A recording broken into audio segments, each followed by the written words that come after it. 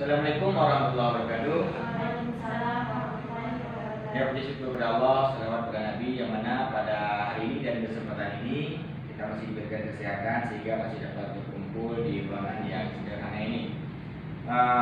Tidak memperpanjang mukadimah ya, Ibu. Hari ini kita akan coba mempelajari tentang modul kesehatan dan gizi, ya, seperti yang sudah saya terangkan di sini, khususnya kepada ibu hamil.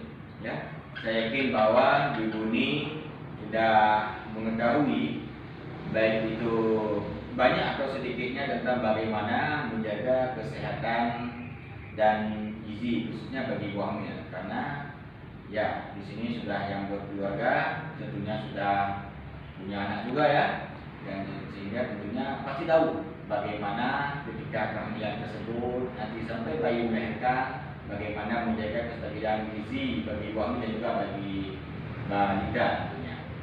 Baik, ibu semua, sebelum kita lebih lanjut lagi, coba kita perhatikan sedikit dulu ya, bagaimana pentingnya gizi dan layanan kesehatan bagi ibu hamil.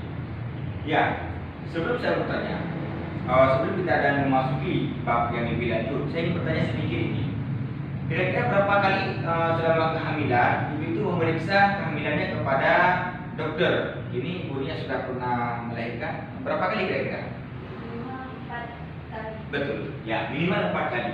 Ya, betul sekali, minimal 4 kali. Artinya bahwa kenapa gizi ini penting? Ingat, tanpa kita ada asupan gizi yang bagus dan yang baik, tentunya akan berakibat pada kekurangan gizi. Efeknya apa? Efeknya bahwa nantinya anak kita akan menjadi anak yang stunting, kurang BB, ya, berat badan dan sebagainya. Maka oleh karenanya, kenapa pentingnya kita mempelajari pada modul yang berbahagia ini? Baik, coba kita lihat pertama ini dampak kekurangan gizinya. Apabila gizi selama ibu hamil tidak cukup, maka akan berpengaruh berat terhadap berat badan bayi saat lahir. Ya, maka apa yang terjadi itu? Yang terjadi adalah bahwa daya tahan tubuh anak itu lemah. Ya, daya tahan tubuh anak akan lemah, maka anak nantinya tidak akan cerdas, IQ-nya lemah. Ya, selanjutnya tingginya pun juga tidak sesuai dengan usianya. Anak yang lain mungkin sudah sampai beberapa milimeter, ya, tetapi anak kita tuh masih lambat di dalam perkembangan pertumbuhannya. Ini dia dampak kekurangan gizi. Makanya penting sekali nih bagi ibu hamil ya, untuk menjaga asupan gizi yang cukup. Tentunya apa? Dimotori daripada oleh bapaknya atau suaminya. Begitu. Baik, selanjutnya coba kita lihat bagaimana pentingnya 1000 hari pertama di dalam kehamilan dan juga kehidupan nantinya. Ini adalah 1000 hari ini adalah yang pertama, ini sudah termasuk di dalam kandungan selama 9 bulan, ya, 9 bulan 10 hari itulah dianya. Nah, 1000 hari ini dia tuh sampai berumur berapa tahun? 2 tahun. Bagus. Ibu ini karena sudah pengalaman, sebetulnya sudah tahu. Ya. Sampai berumur 2 tahun ini masa 1000 tahun ini. Nah, masa 1000 tahun inilah yang dikatakan dengan masa-masa keemasan bagi anak. Ya, masa keemasan bagi anak. Kenapa? Karena di saat anak nantinya sudah lahir ke dunia, maka hal yang pertama dilakukan oleh seorang ibu apa? Menyusui. ASI yang pertama keluar itu bagi seorang ibu yang baru melahirkan itu ASI itu berkuning-kuningan. Disinilah ASI ini sangat penting. Jangan dibuang Bu ya. Jangan dibuang nanti diporas sehingga dibuang karena menganggap bahwa ASI ini tidak putih gitu. Atau mungkin kok ini kekuningan, mungkin ini ada bercampur dengan obat-obatan. Tidak ada hubungan dengan itu. Justru kekuning-kuningan itulah ASI tersebut yang menjadi sebagai antibodi bagi bayi ketika baru lahir. Betul sekali. Nah ini dia. Nah makanya selama 6 bulan pertama ketika bayi baru lahir itu jangan pernah dikasih makan apapun kecuali cuma ASI saja. Mungkin ada pertanyaan, pernah ditanyakan sama orang-orang ini, Pak, itu kok ada tuh anak yang bayi baru lahir itu kok ada dikasih pisang sama orang tuanya yang parut sedikit ya, karena anaknya nangis terus katanya, dikasih asi masih nangis kan gitu ya. Kemudian dikasih pisang sedikit. Boleh bukan tidak boleh, tetapi harus dilihat. Ya, harus dilihat, jangan sampai satu pisang itu habis atau setengah pisang, tidak, tetapi cukup ala kadarnya saja sebagai anak untuk mencicipi supaya anak ikut merasakan kenyang. Ya, ada itu kan kalau orang di kampung-kampung itu masih dipraktekkan loh ya, masih dipraktekkan itu, sehingga pisang itu di apa namanya tuh dikikis lah ya, diparut pakai sendok, kemudian dikasih dengan 2 sendok kepada bayi. Kadang-kadang baru berumur 2 bulan, 3 bulan ya, dan seterusnya. Tapi yang harus dipahami bahwa jangan pernah kasih makanan apapun yang lain selain daripada asi tersebut. Oke lah, kalau berbicara mungkin pisang tadi itu mungkin ya melihat sikon juga mungkin, atau di daerah tertentu yang memang mungkin ya mungkin ibunya kekurangan asi mungkin ya. Karena kenapa kekurangan asi? Ya bisa jadi karena kekurangan gizi tadi ini, tidak mensuplai makanan yang memang banyak vitaminnya untuk ada istilahnya supaya terciptanya asi, ataupun mungkin ibu ini kurang banyak minum air. Ya, padahal bagi ibu hamil itu dia tuh harus minum air itu dalam 1 hari itu antara ya 10 gelas hingga 14 gelas ya, sekitar mungkin 1 liter 2 liter gitu ya, kira perbandingannya seperti itu. Ini dia bagaimana 1000 hari ya di saat pertama tadi dan kehidupan. Baik, yang selanjutnya, yang selanjutnya bahwa untuk daripada layanan kesehatan ibu hamil ini, layanannya tadi ibu sudah menjawab cukup bagus sekali bahwa seorang ibu yang hamil itu harus memeriksa kesehatan di selama kehamilan itu minimal 4 kali. Ini dia, 1 kali pada usia kandungan sebelum 3 bulan, istilahnya sudah tidak ada lagi menstruasi ya bagi perempuan, tidak ada lagi menstruasi selama 1 bulan 2 bulan, maka bulan ketiga itu ya, atau sebelum bulan ketiga itu karena sudah tidak ada lagi menstruasi maka diperiksa.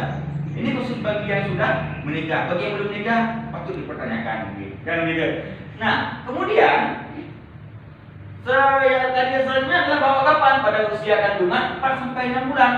Tadi sebelum 3 bulan, kemudian pada sejak kandungan 4 hingga 6 bulan itu diperiksa lagi. Ya, diperiksa lagi.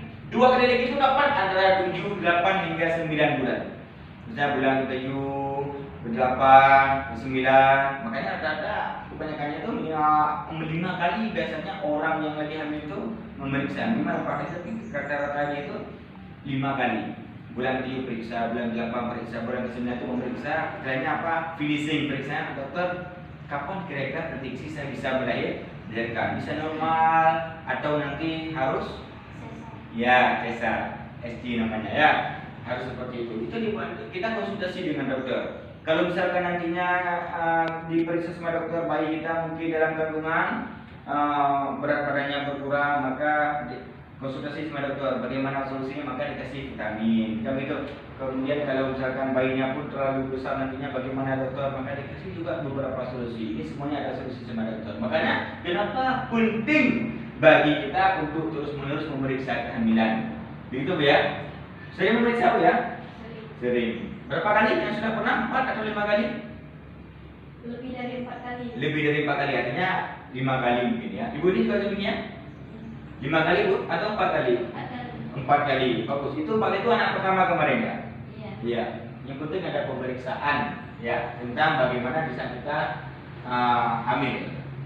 Oke, baik. Coba lihat di sini. Layanan kesehatan hamil. Kita juga harus menimbang berat badan. Tujuannya apa? Supaya kita tahu ya berat badan kita itu kalau misalnya biasanya normalnya 65 kilo atau 70 kilo, kemudian ditambah lagi dengan berat badan anak di dalam kandungan berapa kilo sehingga tahu ya ini dia. Kemudian untuk ini jangan lupa juga kita memeriksa tekanan darah kita ya, tekanan darah kita diperiksa. Jangan sampai nantinya kita ini mungkin ya maaf mungkin kita ada riwayat sakit jantung atau asma sesak, bahaya kan? Betul, bahaya. Takut-takutnya di saat nanti kita melahirkan bisa atau dioperasi kita kena serangan jantung karena ketakutan atau kita kena sesak nafas. Yang saya siapa? Kalau bayinya selamat maka ibunya selamat, atau bisa jadi mungkin dua-duanya tidak bisa terselamatkan. Maka penting konsultasi kepada dokter bagi kita yang lagi hamil. Ya. Ya, kemudian juga lingkar dengan atas diperiksa, tinggi rahim, penentuan letak janin, imunisasi, ya, pemberian tablet tambah darah, ya. Kemudian ya pengobatan yang lebih lanjut bila diperlukan mungkin bagi orang-orang yang tertentu yang mungkin punya riwayat tertentu. Ini dia maksud pengobatan yang diperlukan. Nah, baik. Kemudian jangan lupa tadi seperti saya katakan bahwa tanyakan perkiraan tanggal persalinan kita. Supaya apa? Itu penting. Kenapa? Supaya kita punya persiapan. Kita bisa mengguli nanti persiapan balita ya atau ya gedung namanya ya, untuk kain, baju anak semuanya sehingga ketika diperlukan nantinya ketika selanjutkan ketika dipanggil sama daripada perawat atau suster lalu ini semua sudah ada. Ini penting persiapan untuk menanyakan kapan kita untuk melahirkan.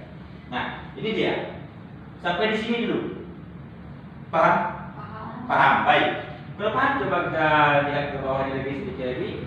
Bagaimana pemeriksaan kesehatan setelah melahirkan? Nah ini dia. Tadi jawab sudah saya katakan yang bahwa ini 6 jam sampai 3 hari setelah melahirkan, ibu ini harus betul-betul yang namanya memeriksa kesehatan, dilihat betul-betul kesehatannya, jangan sampai drop, jangan sampai pingsan, dan juga jangan sampai di rumah sehingga harus nanti diinfus pakai darah, transfusi darah dan sebagainya. Ya. Kemudian gizi bagi anak baru lahir dan ibu menyusui ini ingat, ya. Segera lakukan inisiasi menyusui dini, IMD namanya. Ya, ini dia. Bagian tadi juga sudah saya katakan bahwa ASEAN berluar kuning-kuningan itulah ini merupakan karbohidrat bagi yang sangat penting dan sangat baik bagi anak. Ya, dan makan dengan colostrum ini tuan ibu bagi anak. Jadi jangan dibuang. Ya, ya. Kemudian jangan lupa daftarkan anak menjadi bagian daripada keluarga kita. Masa kita tidak pernah menganggap anak kita sebagai bagian daripada keluarga kita? Kalau gitu, maka daftarkan anak dengan sesegera mungkin, ya. Dan supaya nantinya apa? Tidak diklaim bahwa itu anak itu tidak ada yang punya sehingga anak itu rentan terjadinya eksploitasi. Nanti kita bahas pada modul selanjutnya. Ya, baik. Yang terakhir adalah pesan bagi ibu hamil adalah yang bahwa ibu hamil ini harus makan makanan yang bergizi dan seimbang. Ya. Ibu hamil harus memeriksa puskesmas minimal 4 kali, ya.